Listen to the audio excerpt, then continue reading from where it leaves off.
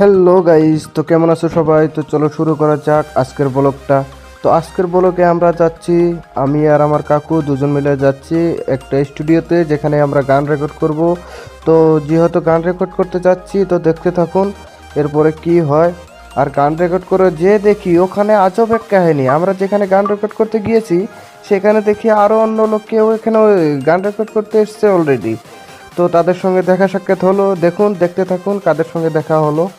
তো অবশেষে আমরা এখানে গেটের ভিতরে এখন প্রবেশ করতেছি। তো প্রবেশ করেই দেখি গেটের ভিতরে আজব এক কাহিনী। এখানে দেখি আগে থেকে রাকিবের টিম অলরেডি এখানে বসে এরা গান রেকর্ড করতেছে।